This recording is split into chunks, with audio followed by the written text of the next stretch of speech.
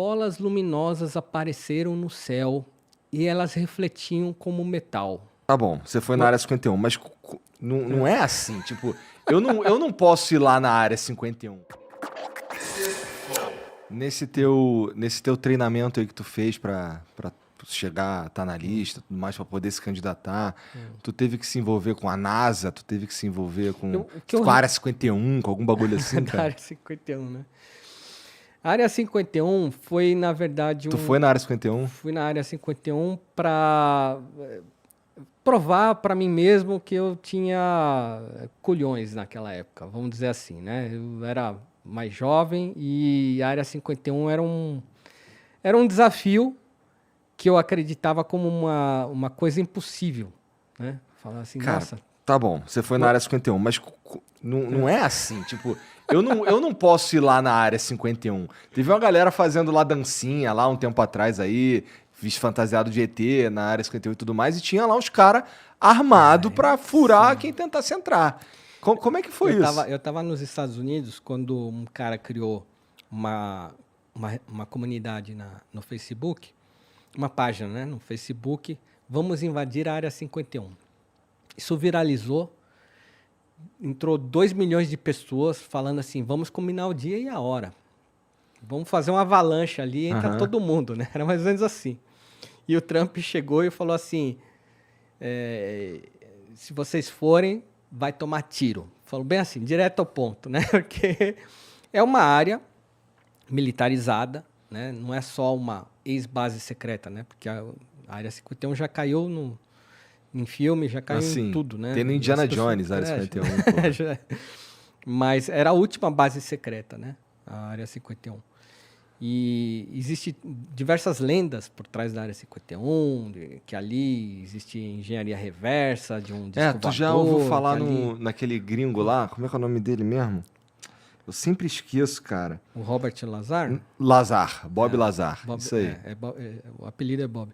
Ele é o cara que diz ele, né, que voltou de lá e ele tinha sido contratado para fazer a engenharia reversa num disco voador. Numa parada num motor antigravidade. Tá lá no Netflix para você assistir e você olhar olho no olho. Eu vi, é muito ruim. Você acreditou nele? Cara, então, ó, vou te falar. Eu vi esse documentário aí, é ruim, porque tem uns trechos assim meio... a construção do documentário é meio tosca, para ser sincero. Mas ele fez um podcast com o Joe Rogan, que, cara, ele fala várias paradas ali que são fáceis de acreditar, vai? Então... ele desenha a nave espacial ali, né? Não tô dizendo que eu acredito, mas eu também não tô dizendo que eu não acredito. O que você pensa? Bom, eu já falei que eu acredito em vida fora da Terra. Sim. E que eu não acredito pouco, eu acredito muito. E que tenha muita vida. Agora, até aí acreditar que alguém chegou aqui, numa nave espacial, num disco voador, aí eu já tenho ressalvas. Ele falou que tem uma porrada de nave lá. Então, aí já é um pouco mais delicado, porque aí eu precisaria de outros tipos de provas, né?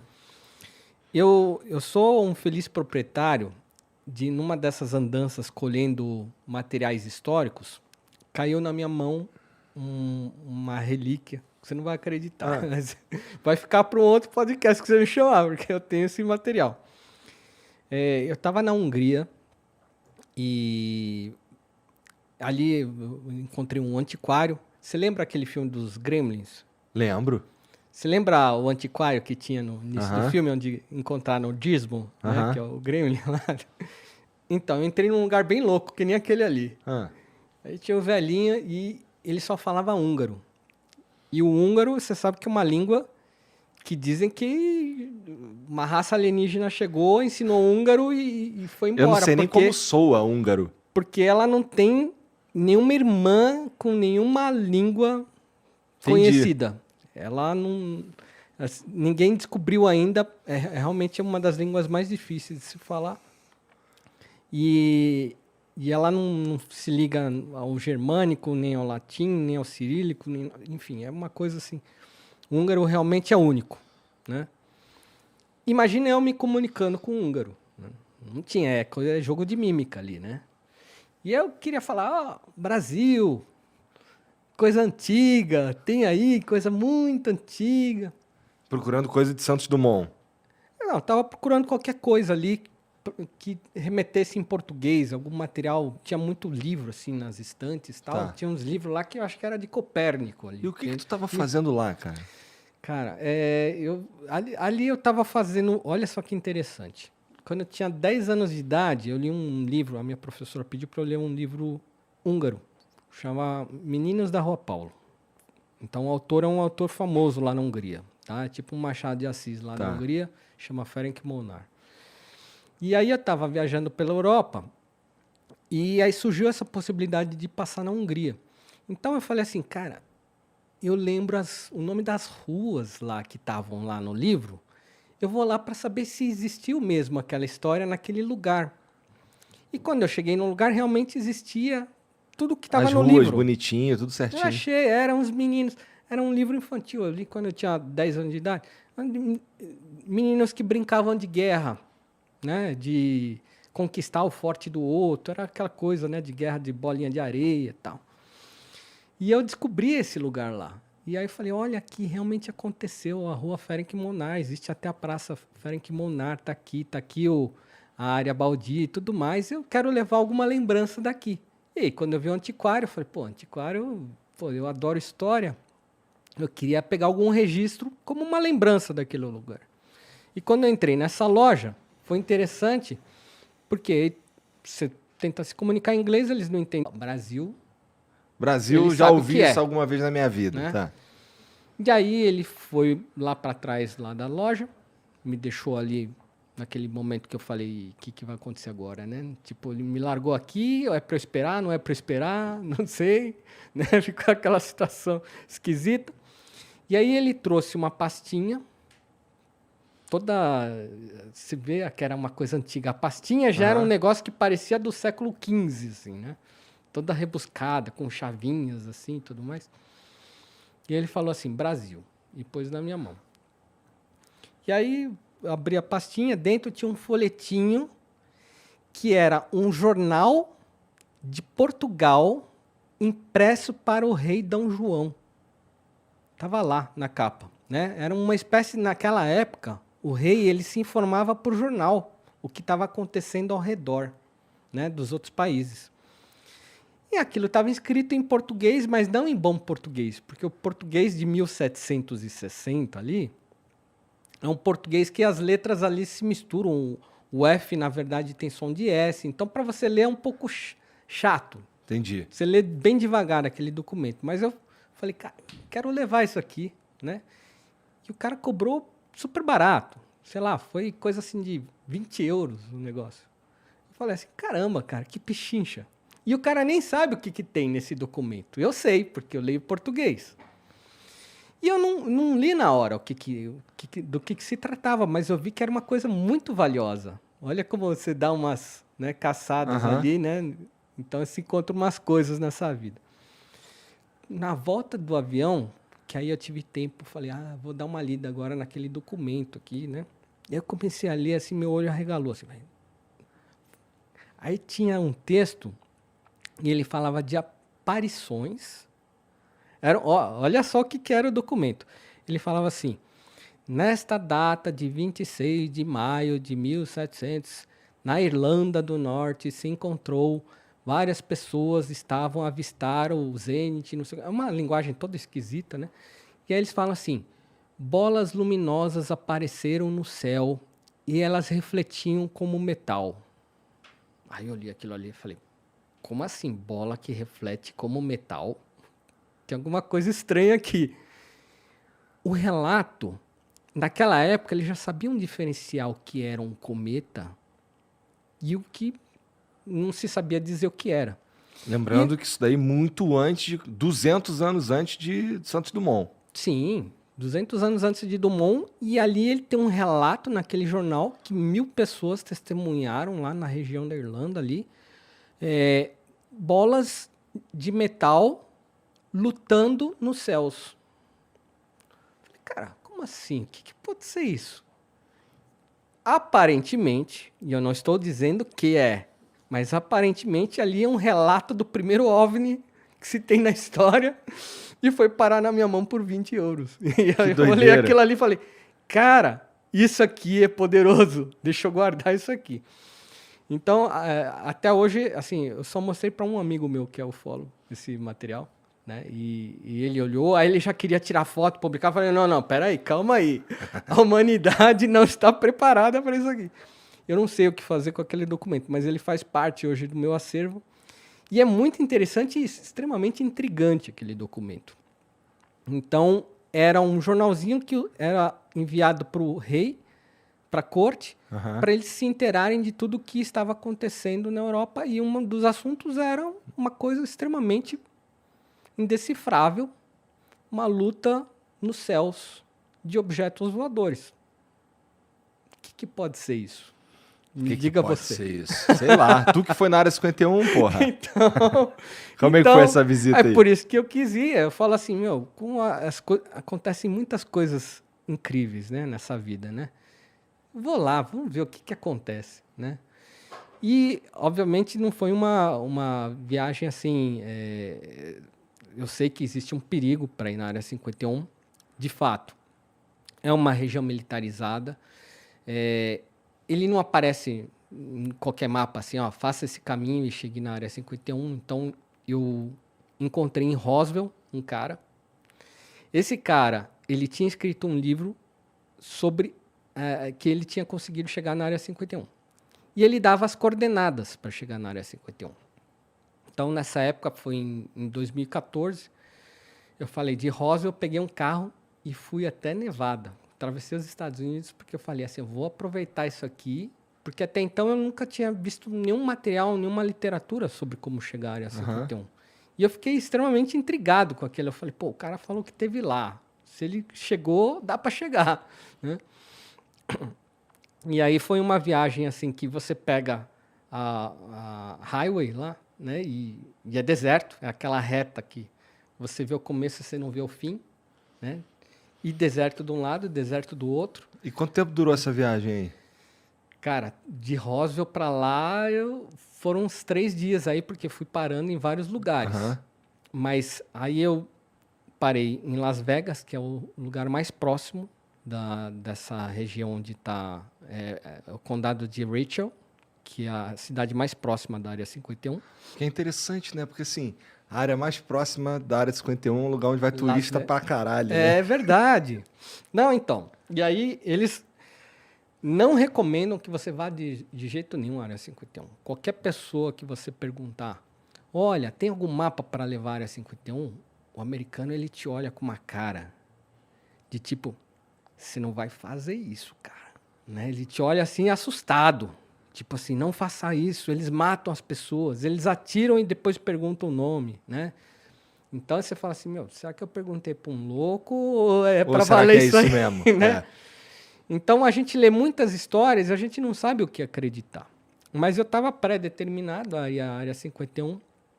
E aí eu tenho no meu site, depois entra lá, ou só digita Palhares Área 51, você vai cair lá no meu blog que eu conto certinho o caminho para chegar lá. Também já abri porta aí para alguns brasileiros aí. Mas não vá, você vai tomar tiro. Não conheço ninguém que foi. Que eu saiba, eu fui o único, mas eu dei lá todo o caminho das pedras. E aí você chega nessa cidade que se chama Rachel, que é uma cidade assim que tem 20 trailers.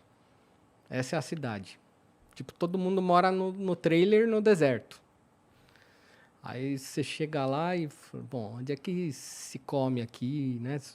Bom, tem uma lanchonete lá, que é o Alien Inn, o nome da lanchonete. Olha só, né? E só tem gente pirada lá dentro, né? Você olha...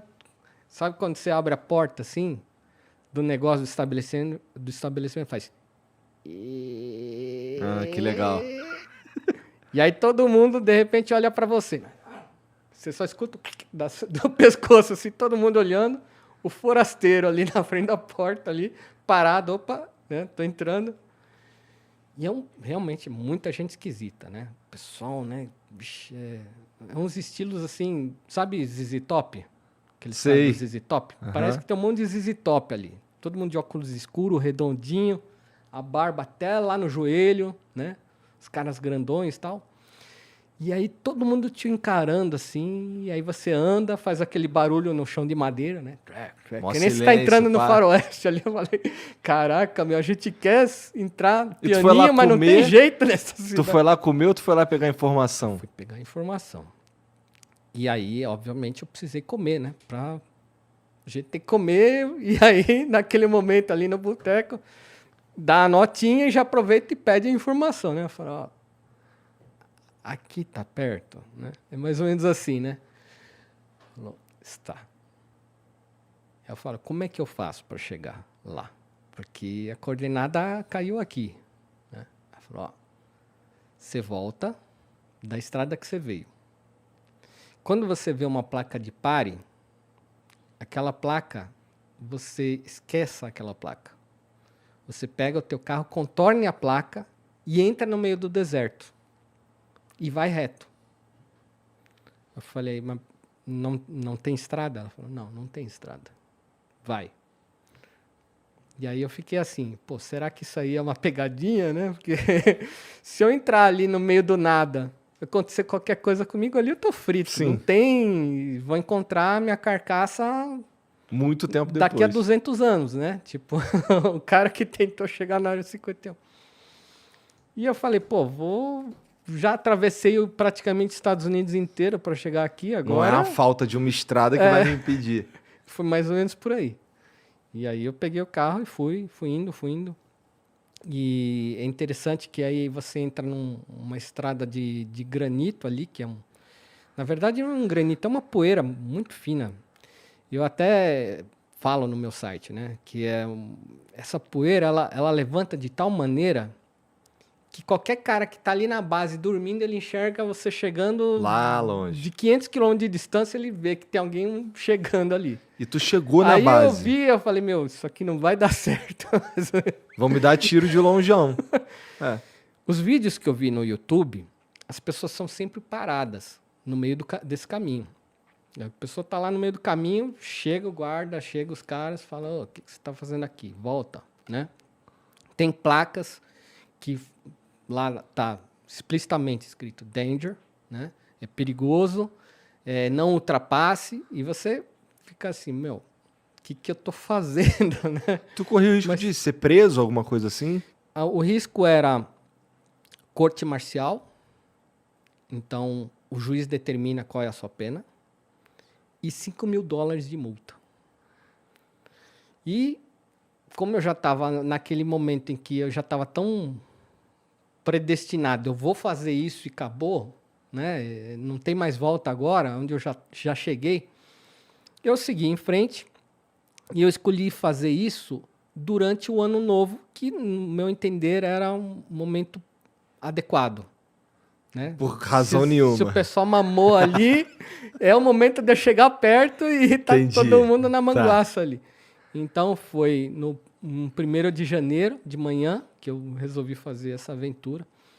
E eu consegui chegar até essa grade que delimita, assim, ó, aqui é a entrada, e daqui não passa, e ali eu E o que tem lá dentro? Um monte de prédio? Um prédio, eu quero dizer, um monte de construção? Dessa guarita, você tem ainda alguns quilômetros a percorrer. Ali é a guarita que o cara vai saber quem você é. Provavelmente os cactos com câmeras lá já viram minha placa, já fotografaram, já descobriram meu passaporte.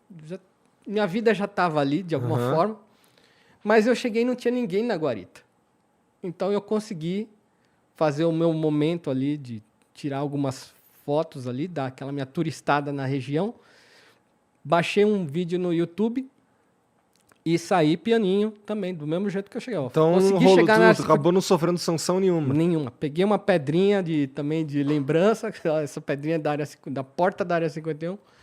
Fui, cheguei no hotel, aí aconteceu uma coisa esquisita.